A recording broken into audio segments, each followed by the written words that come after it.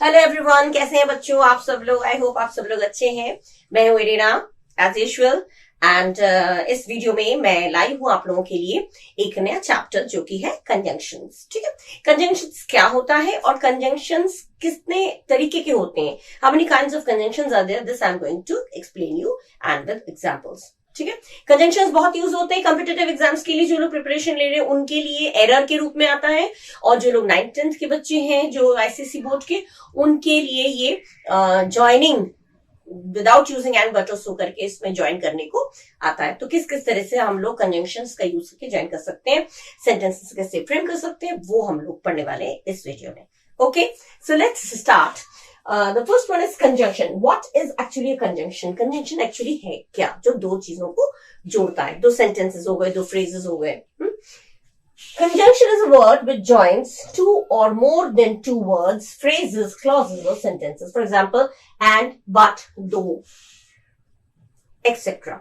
मतलब कंजंक्शंस जो है हमारा ऐसा वर्ड है जो हम दो या दो से ज्यादा वर्ड्स को, फ्रेजेस को, सेंटेंसेस को, क्लॉजेस को ज्वाइन करता है, जैसे कि एंड, बट, सो, दो, ऑल्दो, बहुत सारे हैं। ठीक है, वो हम वन बाय वन पढ़ेंगे। अच्छा, काइंड्स कितने तरीके के होते हैं, कंजंक्शंस कितने तरीके के होते हैं। नंबर 1, 4 तरीके के मैं आपको पढ़ाऊंगी। 4 kinds of conjunctions. Number 1 is coordinating conjunctions. Coordinating conjunctions क्या होता है? They are used to connect words, phrases and clauses equal ranks. These conjunctions include and, but, or, nor, for, yet, so, etc. Equal ranks, इस पे ध्यान रखिएगा। Equal ranks मतलब जो दो बराबर, जो कोऑर्डिनेटिंग कंजंक्शंस होते हैं उनका यूज कहाँ होता है, जहां पे इक्वल रैंक्स मैंने बराबर, अच्छा है तो दोनों तरफ दो सेंटेंस दी जाते हैं, दोनों ही अच्छे, बुरे हैं तो दोनों ही, एक बने क्वालिटी दोनों में ही पॉजिटिव क्वालिटी दी हुई है या दोनों में ही नेगेटिव क्वालिटी दी हुई है, बराबर में, एक में पॉजिटिव एक में नेगेटिव नहीं होता, दोनों ही पॉजिटिव क्वालिटी है, वो रिच भी है वो ऑनेस्ट भी है, इस तरह के।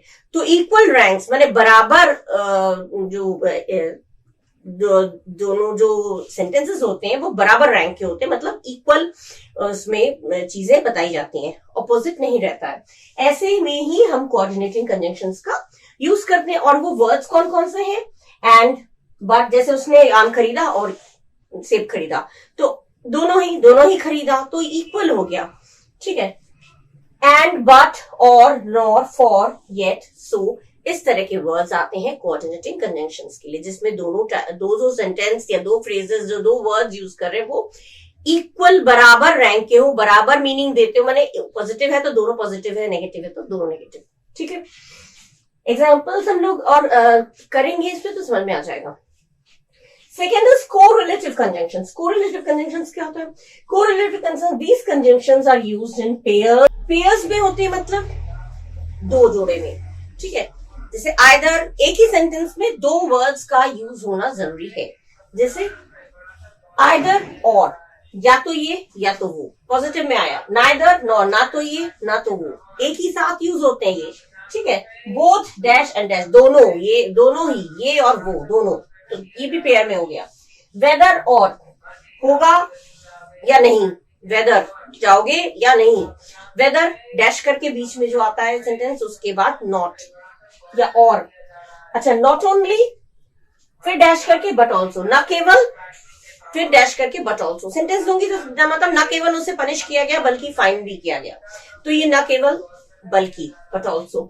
ये जो है देखिए पेयर्स में है, आइदर और, neither not, both, dash and dash, whether और, नॉट ओनली बट ऑल्सो, ये जो है वो पेयर्स में जब भी यूज होते हैं तो पेयर्स में यूज होते हैं, तो इनको कहा जाता है कोरिलेटिव कंजंक्शंस। ठीक है, third one is subordinating conjunction. Subordinate से पता चल रहा है कि ये एक के ऊपर एक कंजंक्शन जो है वो डिपेंड रहता है दूसरे पर। This conjunction joins a clause to another, माने एक क्लॉज दूसरे के साथ। क्लॉज कैसे होते हैं? Principal clause, subordinate clause. Principal clause जो वो होता है जिसमें पूरी बात समझ में आ जाती है, डिपेंड नहीं रहता है किसी दूसरे सेंटेंस पे, और जो सबऑर्डिनेटिंग क्लॉज है वो है दूसरे पे डिपेंड रहता है, मतलब प्रिंसिपल क्लॉज पे डिपेंड रहता है। ठीक है, मेन चीज, मेन सेंटेंस पे। तो ये कंजंक्शंस क्या करते हैं? एक क्लॉज को दूसरे क्लॉज के साथ जोड़ता है on which it depends for its full meaning. मैंने पूरी मीनिंग, पूरा मतलब निकालने के लिए एक सेंटेंस दूसरे सेंटेंस पे डिपेंड रहता है, निर्भर रहता है। ऐसे को हम लोग बोलते हैं सबऑर्डिनेटिंग कंजंक्शंस। ठीक है, इसके बाद कंपाउंड कंजंक्शन और है।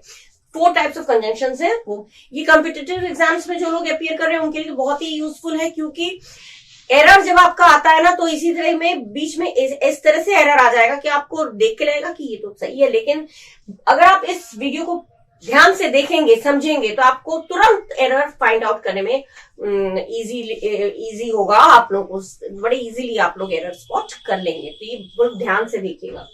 सबऑर्डिनेट कंजंक्शंस जो है वो अपनी फुल मीनिंग के लिए एक क्लॉज दूसरे क्लॉज पे डिपेंड रहता है, निर्भर रहता है। ऐसे कंजंक्शंस कौन कौन से? जैसे आफ्टर, इफ, आफ्टर माने के बाद, इफ माने अगर, ऑल्दो माने हालांकि, यद्यपि, दो, यद्यपि, या रादर देन के बजाय, रादर देन।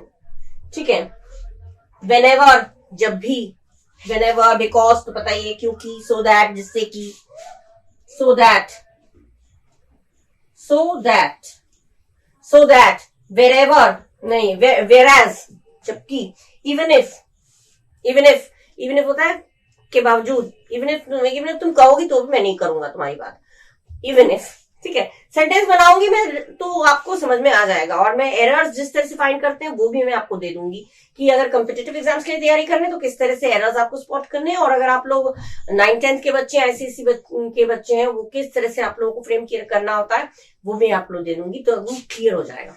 ठीक है, इतना आप लोग क्लियर हो गया। कंजंक्शंस हमारा होता है coordinating conjunctions, correlative conjunctions, subordinating conjunctions, एक और रह गया कंपाउंड कंजंक्शंस। ठीक है, ओके। अब हमारा जो फोर्थ वाला है वो है हमारा कंपाउंड कंजंक्शंस। कंपाउंड कंजंक्शंस क्या होता है? These are the groups of words या फ्रेजेस, ग्रुप ऑफ वर्ड्स को या द ग्रुप ऑफ वर्ड्स बोलिए या फ्रेजेस बोलिए। ठीक है, these are the group of words that are used as conjunctions. Compound conjunction क्या होता है? ग्रुप ऑफ वर्ड्स, एक से नहीं होता है, कुछ 2-3 शब्द होते हैं, 2 या 3 शब्द होते हैं जिसके द्वारा, या कभी कभी 4 भी होता है, उनसे हम सेंटेंस को जोड़ते हैं, ज्वाइन करते हैं। ठीक है, उसको कहते हैं कंपाउंड कंजंक्शन। कंपाउंड का मतलब ही 2 को जोड़ के जब हम करते हैं, 2 या 3 सेंटेंसेस, 2 या 3 वर्ड्स को जोड़ के, जिसे हम फ्रेज कहते हैं, उससे हम कंजंक्शन लगा के जोड़ते हैं। These conjunctions include, in conjunctions में क्या आता है? In order that, provided that, as well as soon as long as, to the extent that, as if, even if, on the condition that, in as much as, with the aim that, etc. ये सब आता है। सबका meaning आप लोगों को जब use करेंगे तो पता चल जाएगा। जैसे इन ऑर्डर दैट, इसलिए कहते हैं। प्रोवाइडेड माने बशर्ते, इस शर्त पर। एज वेल एज माने के साथ साथ। एज सून एज जैसे ही। ठीक है, एज लॉन्ग एज जब तक। टू द एक्सटेंट जिस हद तक, इस तरह से। Even if, on the condition, as much as, सब एक जैसे ही है। एज इफ माने जैसे कि, इवन इफ माने के बावजूद, तुमने इवन इफ तुम मना भी करोगे तो भी मैं ये काम करूंगा, इवन इफ आ जाता है। ऑन द कंडीशन, इस शर्त पर, या इस शर्त पर की। ऑन द कंडीशन दैट, इस शर्त पर की। इन एज मच एज माने ज्यादा से ज्यादा, और हो गया विद द एम दैट, इस मकसद के साथ की। इस तरह के कंजंक्शंस हम 2 सेंटेंस को जोड़ने के लिए करते हैं, इसको कहते हैं कंपाउंड कंजंक्शंस। ठीक है, मतलब जो भी सेंटेंस होगा उसमें कौन सा कंजंक्शन आपका फिट बैठेगा, सुटेबल होगा, उसके अकॉर्डिंग आपको मीनिंग समझकर वो कंजंक्शन वर्ड जो है वो बिठाना पड़ेगा, या फ्रेजेस जो है वो बिठाना पड़ेगा, जिससे आपको ज्वाइन करना पड़ेगा। ओके, अच्छा, ये तो हो गया आपके 4 काइंड्स ऑफ कंजंक्शंस जो मैंने बोला। कंजंक्शंस एक था कोऑर्डिनेटिंग कंजंक्शंस, सबऑर्डिनेटिंग कंजंक्शंस, और कोरिलेटिव कंजंक्शंस, और कंपाउंड कंजंक्शन। 4 मैंने बताए थे। ठीक है, इसमें एक जो मेन, जो सबसे ज्यादा यूज होता है वो होता है कोऑर्डिनेटिंग और सबऑर्डिनेटिंग। इन दोनों को मैं डिटेल में पढ़ा दूंगी, और बाकी 2 भी पढ़ा दूंगी, क्योंकि ये दोनों बहुत यूज में आते हैं। ठीक है, और जो एरर पूछे जाते हैं वो भी इनमें ही पूछे जाते हैं। तो कोऑर्डिनेटिंग कंजंक्शन सबसे फर्स्ट वाला हमारा जो है वो कोऑर्डिनेटिंग कंजंक्शंस। कोऑर्डिनेटिंग कंजंक्शंस जो 4 तरीके के होते हैं। कैसे कैसे होते हैं, किस किस तरह से जोड़ सकते हैं? कोऑर्डिनेटिंग कंजंक्शंस में सबसे पहला है क्यूमुलेटिव। क्यूमुलेटिव कैसा होता है? जब 2 शब्दों को आपस में जोड़ते हैं। When we join two words with each other, दो शब्दों को जब हम एक साथ जोड़ते हैं, उसने ये खरीदा और ये खरीदा, उसने ये भी कहा और ये भी कहा, दो शब्दों को सिंपली जोड़ा, दोनों अपोजिट भी नहीं है, दोनों उसमें चॉइस में भी नहीं है, आइदर और करके, तो ये क्यूमुलेटिव हो गया। मैंने दो चीजों को जोड़ना, जिनसे एग्जाम्पल दिया है, देखिए बहुत सारे एग्जाम्पल दिए मैंने, 1 2 3 4 5 एग्जाम्पल्स दिए हैं, जिससे कि आपको क्लियर हो जाए क्या क्या यूज कर। 2 and 2 make 4, एंड लगा के दो जोड़ दिया। She is foolish and you also, also लगा के जोड़ा। 2 और 2 4 होते हैं, वो बेवकूफ है और तुम भी also. Seema as well as her friend came here, Seema और उसके साथ साथ उसकी फ्रेंड भी यहाँ आई, ठीक है, एज वेल एज से जुड़ा। अच्छा, she is both beautiful and talented, वो दोनों ही मैंने ब्यूटिफुल भी है और टैलेंटेड भी है। He was not only punished but also find, उसको न केवल पनिश मिला, नॉट ओनली मैंने न केवल, ये आपको अलग अलग से दिया जाएगा। He was punished, he was find, तो ही वॉज न केवल उसे पनिशमेंट मिला बल्कि उसे फाइन भी। ओके, क्यूमुलेटिव के बाद अब नेक्स्ट हमारा है ऑल्टरनेटिव। ऑल्टरनेटिव से पता ही चल रहा है जो दोनों में से एक चीज को चूज करना होता है, दो विकल्प में से किसी एक, या तो ये कर लो या तो वो कर लो, ना तो ये किया ना तो वो किया, दो विकल्प होते हैं, दो चॉइसेस होते हैं, ऑल्टरनेटिव्स होते हैं, ठीक है। तो when there is a choice या ऑल्टरनेटिव, जैसे कि आइदर परचेज द बुक और लीव द शॉप, या तो बुक खरीद लो या फिर दुकान को छोड़ दो, दुकान से चले जाओ, ठीक है।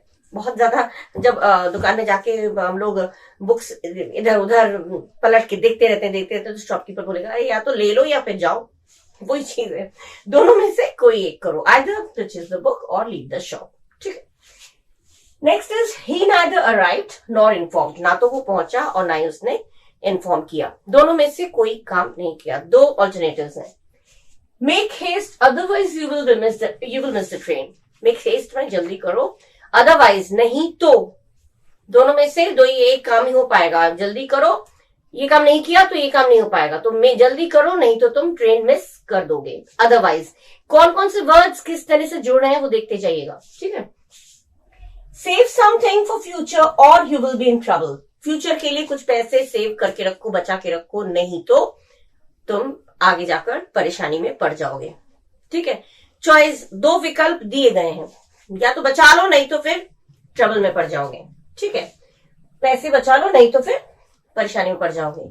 ये हो गया आपका ऑल्टरनेटिव, आइदर और, नाइदर नॉर, अदरवाइज, ये और, ये जो है ये ऑल्टरनेटिव में आते हैं, ठीक है, ऑल्टरनेटिव कंजंक्शंस में आते हैं, ठीक है।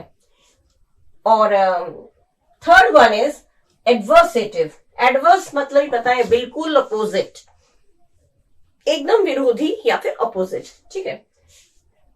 जिसे हमने कहा he is intelligent but he is not proud, वो इंटेलिजेंट है लेकिन वो घमंड उसे नहीं है, वो इंटेलिजेंट है लेकिन उसे घमंड नहीं है, ठीक है।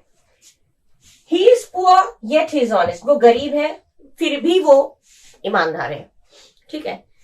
एक अच्छी क्वालिटी, एक नेगेटिव क्वालिटी, एक पॉजिटिव क्वालिटी, एक पॉजिटिव क्वालिटी तो एक नेगेटिव क्वालिटी, ठीक है, ये होता है ऑपोजिट।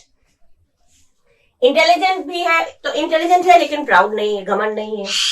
गरीब है लेकिन ऑनेस्ट है, गरीब है लेकिन फिर भी ऑनेस्ट है, ठीक है, ये हो गया। Wise man accept their faults whereas foolish avoid them, जो बुद्धिमान आदमी होते हैं वो अपने फॉल्ट्स को, अपने गलतियों को एक्सेप्ट कर लेते हैं, मान लेते हैं, जबकि फूलिश लोग जो बेवकूफ होते हैं वो उसे अवॉइड करते हैं, अनदेखा कर देते हैं, अरे कुछ नहीं हुआ। लेकिन जो बुद्धिमान होते हैं वो उस फॉल्ट को, उस गलती को एक्सेप्ट करके उसको अपना रेक्टिफाई कर लेते हैं, उसको सुधार कर लेते हैं उसमें और उसको एक्सेप्ट करते हैं। लेकिन जो बेवकूफ होता है वो अपनी गलती कभी नहीं मानता, ये पहचान है ना। अच्छा, everyone requested her, she however could not stay, सब लोगों ने रिक्वेस्ट किया उसे लेकिन फिर भी वो, हालांकि वो रुक नहीं पाई, शी कुड नॉट स्टे। तो ये कौन कौन से वर्ड है, हाउएवर, वेयरएज, येट, बट, ये बिल्कुल अपोजिट। जब आपको जो दो सेंटेंस दिए जाएंगे, सेंटेंस मैंने इसमें दिया नहीं, मैंने जोड़ के दिखाया। जब जैसे इसमें सेंटेंस है he is intelligent, he is not proud, या इसमें होगा he is poor, he is honest, दो अलग ऐसे सेंटेंस दिए जाएंगे तो आपको बीच में कंजंक्शंस कैसे जोड़ना है वो ध्यान रखिएगा, कैसे कंडीशन देखना है, कौन सा कंडीशन इसमें अप्लाई हो रहा है। अगर अपोजिट चीज है तो उसमें क्या लगाना है, अगर दोनों एक जैसे सिचुएशंस हैं तो क्या लगाना है, दोनों में से चॉइस है तो आइदर और नाइदर नॉर ये होगा, अदरवाइज। ये चीजें आपको खुद समझना होगा सेंटेंस को पढ़ के, सेंटेंस क्या सेंस दे रहा है वो समझते हुए आपको कंजंक्शंस उसी अकॉर्डिंगली आपको यूज करना है, ठीक है। अच्छा, फोर्थ वन हमारा एक और है इलेटिव। ओके, अब हमारा है इलेटिव। इलेटिव क्या बताता है हमें, जब कोई रिजल्ट, एज अ रिजल्ट, किसी काम का रिजल्ट, किसी काम का परिणाम जो हमें पता चले उस सेंटेंस से, तो इस तरह के कंजंक्शंस यूज होते हैं इलेटिव में। जैसे कि एग्जाम्पल दिया है, she works hard therefore she is intelligent. वो मेहनत करती है इसीलिए वो इंटेलिजेंट है। जो मेहनत करेगा पढ़ेगा वो इंटेलिजेंट तो ऑब्वियसली होगा, ठीक है ना।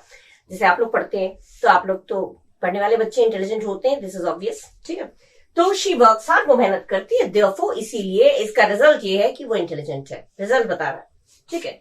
We must die someday for all of us are mortal. For माने क्योंकि, हम किसी ना किसी दिन जरूर मरेंगे, क्योंकि हम सब लोग मॉर्टल है। मॉर्टल माने मरणशील, अमर नहीं है हम लोग, अमर होता है इमॉर्टल, और हम लोग अमर नहीं है, हम लोग किसी न किसी दिन मरेंगे, सब लोग मरेंगे। क्योंकि, फॉर माने यहाँ पे आया क्योंकि का सेंस, ठीक है, क्योंकि हम सब लोग मॉर्टल हैं, मरणशील हैं, ठीक है। Next is Reema has no money so she left her studies. इसीलिए रीमा के पास पैसे नहीं थे, इसीलिए उसने, इसका अंजाम, इसका रिजल्ट क्या हुआ कि उसने पढ़ाई छोड़ दी, सो आया। Next is he put me in trouble hence I dislike him. Hence, उसने मुझे परेशानी में डाल दिया, इसीलिए मैं उसे डिसलाइक करता हूं, उसे नापसंद करता हूं। तो मेरे नापसंद करना जो है उसका अंजाम है किस चीज का, कि उसने मुझे परेशानी में डाल दिया, और उसका रिजल्ट ये हुआ कि मैं उसे नफरत करता हूं या करती हूं। तो इस तरह के ये जो है, ये परिणाम दिखाई दे रहा है, इसमें रिजल्ट दिखाई दे रहा है। तो ऐसे सेंटेंसेस में जो हमारा होता है वो इलेटिव, कंपाउंड सेंटेंस के ही 4 काइंड्स मैंने बताई, कंपाउंड सेंटेंस के ही 4 काइंड्स हैं जो मैंने एक्सप्लेन किया है। अब हमारा इलेटिव था, लास्ट 4 थे। अब इसके बाद हमारा रह गया कोरिलेटिव कंजंक्शन, सबऑर्डिनेटिंग कंजंक्शन और कंपाउंड कंजंक्शन। ये मैं बहुत लेंथी हो जाएगा इस वीडियो में अगर मैं एक्सप्लेन करूंगी, तो आप लोग एकदम कंफ्यूज हो जाएंगे। तो ये जो 3 पॉइंट्स हैं उसको मैं नेक्स्ट वीडियो में कंटिन्यू करूंगी, और अगले वीडियो तक के लिए मैं आपसे विदा लेती हूँ, और यहीं पे मैं एंड कर रही हूँ अपना वीडियो। आप सब लोग इसको खूब पढ़िएगा मेहनत से, और अच्छा लगे तो लाइक करिएगा, शेयर करिएगा, कमेंट करिएगा, ठीक है। Okay, bye bye.